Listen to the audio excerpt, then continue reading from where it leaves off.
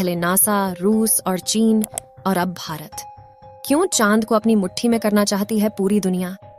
और क्या है चंद्रमा से जुड़े वो डार्क सीक्रेट्स जो स्पेस एजेंसियां हमसे छुपा रही हैं?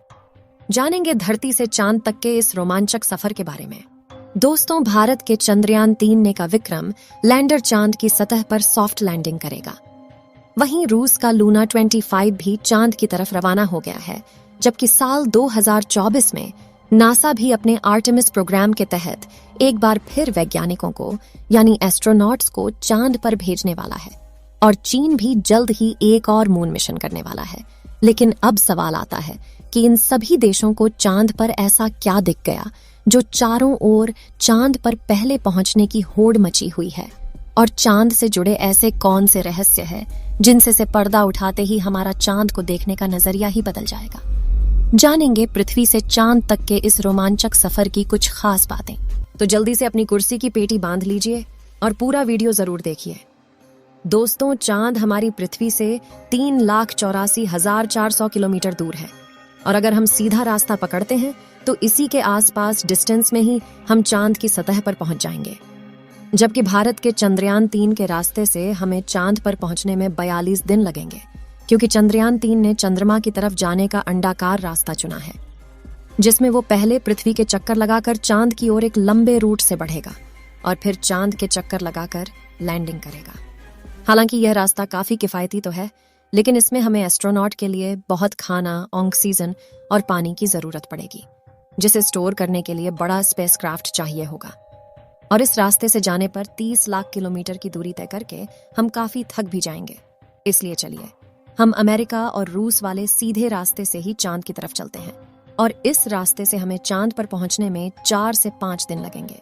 जब स्पेस क्राफ्ट का लैंडर आपको चांद पर उतारेगा तो बाहर आने के लिए आपको सबसे पहले अपना स्पेस सूट पहनना होगा, क्योंकि चांद पर काफी पतला वातावरण है और इसमें ऑक्सीजन मौजूद नहीं है।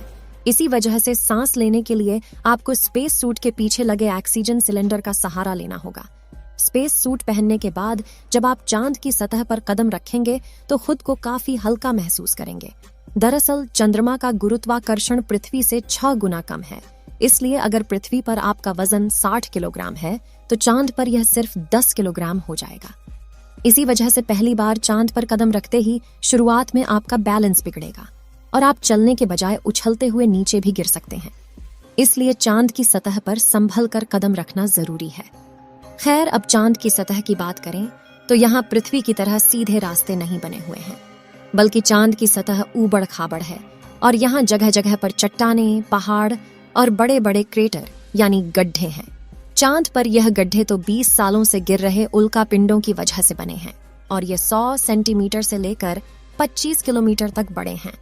वहीं चांद की मिट्टी यानी कि लूनर सॉइल बिल्कुल ज्वालामुखी से निकलने वाली राख जितनी पतली है और इसका रंग भी पृथ्वी की मिट्टी से ज्यादा डार्क, बिल्कुल सीमेंट की तरह होता है।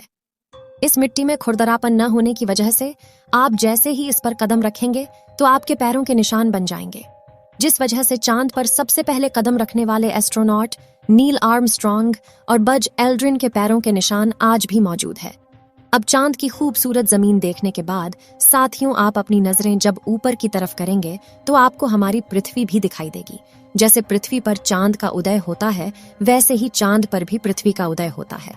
बस फर्क इतना है कि पृथ्वी से देखने पर चांद काफी छोटा लगता है और चांद से देखने पर पृथ्वी बहुत बड़ी दिखाई देती है। और यहाँ से धरती की खूबसूरती देखकर आप खुश हो जाओगे।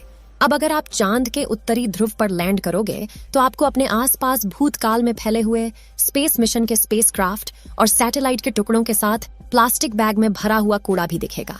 ये कूड़ा नासा के उन 12 एस्ट्रोनॉट्स ने फेंका है जो चांद पर जा पाए। दरअसल इन बैग्स में इनका मलमूत्र और खाने के रैपर्स और बिस्किट है।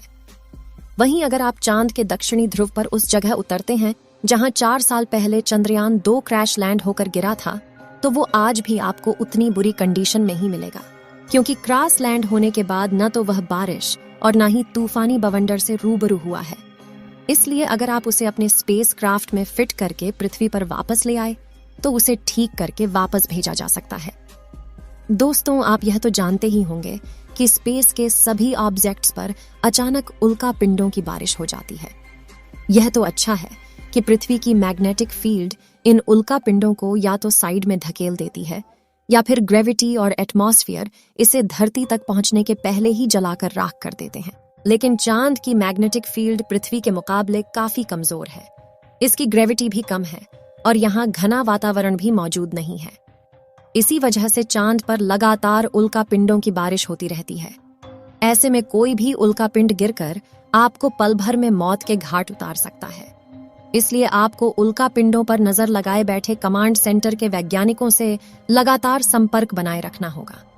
अब अगर आप सोच रहे हैं कि आप अपने किसी दोस्त या फिर लाइफ पार्टनर को चांद पर साथ लेकर जाकर गप्पे लड़ाते हुए अपने मून मिशन पर काम करें, तो आपको बता दें कि ऐसा मुमकिन नहीं है, क्योंकि चांद पर वातावरण न होने की वजह से साउंड वेव चल नहीं पाते।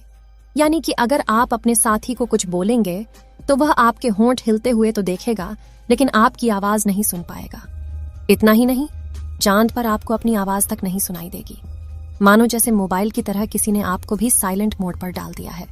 हालांकि एस्ट्रोनॉट चांद पर एक दृश्य स्पेस सूट पहनते हैं जिसमें साउंड पुश करवाने के लिए नाइट्रोजन और ऑक्सीजन की मदद से कृत्रिम वायुमंडल बनाया जाता है। साथ ही इन्हें एक माइक्रोफोन वाली हेडफोन पहनाई जाती है जिसके जरिए यह अपने साथी और कमांड सेंटर की आवाज सुन सके और जवाब भी दे सकें।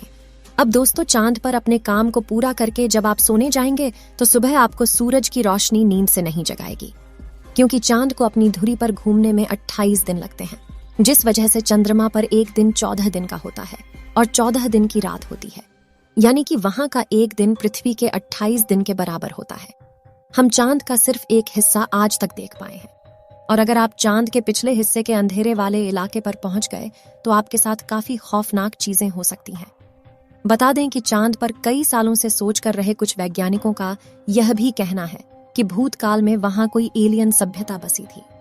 चंद्रयान 1 ने चांद की सतह पर वाटर आइस और हाइड्रोप्लस के रूप में पानी की खोज की है, जो इंसानों के जीवन के लिए काफी जरूरी है।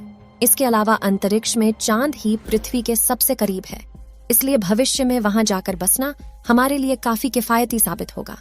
वहीं यहाँ पर हम एक और स्टेशन भी बना सकते हैं। इन्हीं कारणों की वजह से सभी स्पेस एजेंसी चांद में सबसे ज्यादा दिलचस्पी दिखाती है। तो दोस्तों, अगर भविष्य में मौका मिले तो क्या आप चांद पर जाकर बसना चाहेंगे? अपनी राय कमेंट में जरूर बताएं। आज के लिए इतना ही। आपकी आखिरी जिम्मेदारी इस वीडियो को लाइक करके शेयर करने की है। इसे ज्यादा से ज्यादा मित्रों तक शेयर करें ताकि उन्हें भी जानकारी मिल सके। और भी ऐसी ही नॉलेजेबल वीडियो के लिए अपने भरोसेमंद चैनल को सब्सक्राइब जरूर करें और बेल आइकन को ऑल पर सिलेक्ट करना बिल्कुल ना भूलें। वीडियो को अंत तक देखने के लिए धन्यवाद।